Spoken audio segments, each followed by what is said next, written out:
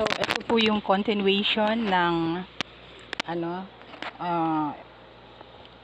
ina-explain ko kanina. Ayan. So, i-open ko na naman yung, para sa akin po, very convenient to, especially, nagiging paperless na, less paper. So, ayan. From the Microsoft, nakashare ito from my desktop. Isi-synchronize na niya dito. So, all you have to do is stop. Ayan, lalabas na po yung calendar. Okay? So, dalawa po ito. Just in case mahina ang signal, or no internet, nakasave po siya dito offline. Meron po tayong option na ganon. So, ayan. Ito, editable siya. Okay? Yan. So, lahat ng naka all caps, yun dead. Ibig sabihin, patay na yung private complainant.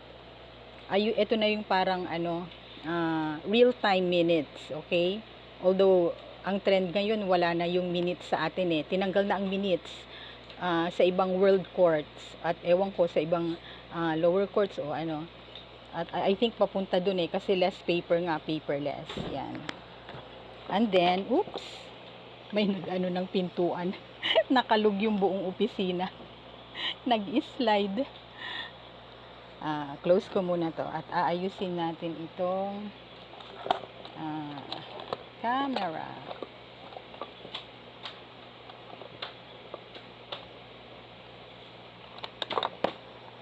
Dapat pala yung tripod or hindi ko na maantay yung in-order ko sa Lazada na yan, pwede na siguro dyan, medyo tabing nilang ng konti. Okay, so ibaback natin, that's the apat yun, di ba?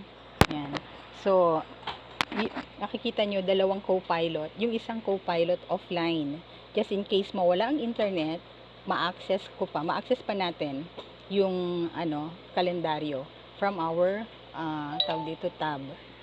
Okay, and then yung isa is online.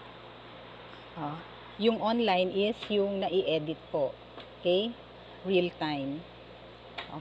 Although hindi siya at pwede din nating i-record pala.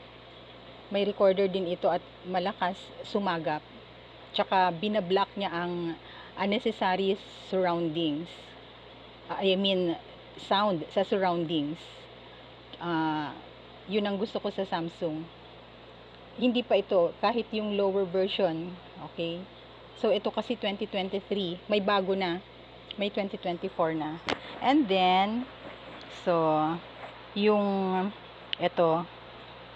OneDrive. Ayan.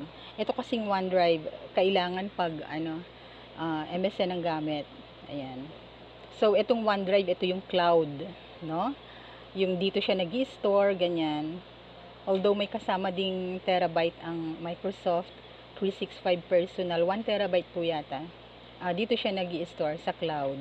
So, kahit wala na talagang papel, nandito siya. Tapos, din siya, nakaka-print din po ako directly sa printer na issued din ng Supreme Court. Ito po, yung LaserJet. Okay? Kasi dapat compatible din eh. Yan. Okay? So, ayun po. Kung kaya natin, why not? Kasi convenient sa atin eh. And then, lagi yan, wellness. So, eto na. Lesser work na sa atin. Magko-concentrate na tayo sa audio, sa witnesses. Tutulungan natin para magsabi ng totoo.